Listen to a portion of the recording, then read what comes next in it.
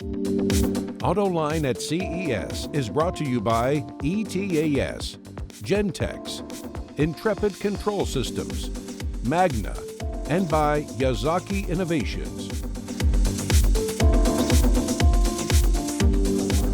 Neil Boehm is the CTO at Gentex, and they always got cool stuff to show at CES. And Neil, what you got here? Hey, we got some amazing stuff for you to see. So today we're going to show you a thermal imager by a company called Sky, a company that we've partnered with, and they're amazing people out of Tel Aviv. What you're seeing here are some scenarios of why thermal imaging is really important. You can see situations where bright lights are shining at you with a standard CMOS camera on the left, and you can't see, but in the thermal image you can see a cow actually crossing the road.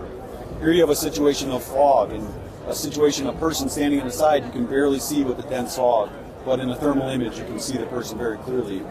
Going into a tunnel or exiting a tunnel, bright light on exit, you can see the whole time, you can see the lane lines, you can see the cars, you're not obstructed or blocked. So thermal imaging is a super cool technology that we see has a lot of opportunities to fill the void in ADAS. And when are we going to see this in cars? Oh, I'd say in the next 3 to 4 years. It's been in cars from a visual side, but we think tying in with ADAS here 3 to 4 years before you really start to see it roll out. There you go, leading edge right here. Love it. So you've seen last year the dimming visor, and I'll show you just on this one if you can see that okay. So I'll start to dim it. And so this is electrochromic dimmable visor. And one of the things that came up last year when we demonstrated the concept was, where's the vanity mirror? How do I see myself? And my first response is, really? You need a vanity mirror? But all right, love it. Challenge taken. What we've done is created a concept where we have a dimmable visor, and with the press of a button, we can make that also a reflective surface.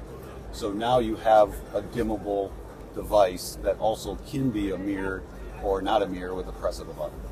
So we're really excited about that.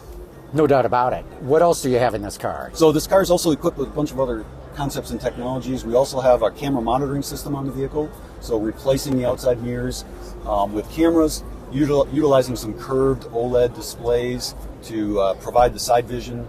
The technology has been out there for a few years, legal in a couple of regions, not legal in North America, but it's something we continue to work on and refine to help show where the market could go for us in some of these future technologies.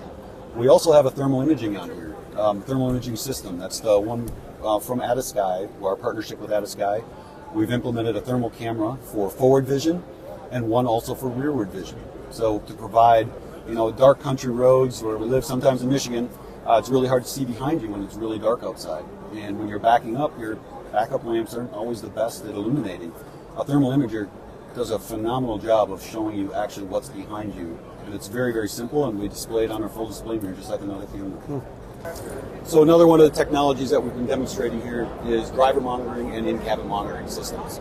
So we've got a property here utilizing 2 different cameras to demonstrate different features. One is a camera located on the bottom of our full display mirror. Another one is a camera in the overhead. And we're doing 2 different systems to try to demonstrate different features and use cases for cameras in the interior. You can see some of what's happening on the display by me right now is showing driver monitoring systems with different metrics so people can get an idea of how a system performs. I'm going to move this to a different piece, which is called a 3D camera monitoring system. So what we're doing here is really unique. Kind of like your iPhone, it's using projected dots onto your face to unlock your phone. Same idea, we're projecting dots into the interior, we call it structured light. Those dots help us to create a 3D depth map. That information helps us to provide more accurate information on distances between me and the steering wheel, if my hands are actually on the wheel or not, or any other data that might be useful for people. It also comes with a system that we call microvibration. These dots we can detect extremely small amounts of movement in the dots. So a baby in the back seat that's covered by a blanket, we can detect that baby breathing. As the baby breathes, the seatbelt is moving due to the vibration of that breath. So we can detect all of those using this projection system, and super excited about demonstrating it this week at CES and looking forward to bringing it to market. Now, Neil, I've seen similar things at your CES displays in the past. Is this going into production soon, or where do we stand with that? So driver monitoring will absolutely be going into production in the next few years. It's a pretty common thing. It's a growing part of the industry with the various levels of autonomous driving and from distractedness. Structured light is probably about 3 or 4 years out, a little bit longer. It's new. It requires a little more infrastructure into the vehicle. And we're still working with customers on the demonstration of the value of that to really bring it forward and give the consumers something that they can really utilize and have value. Well, good. Hey, thanks for the update. Really Absolutely. appreciate it. Thank you. At CES January 9th through 12th, 2024, Intrepid's looking forward to seeing you at our booth 3666 Las Vegas Convention Center in the West Hall.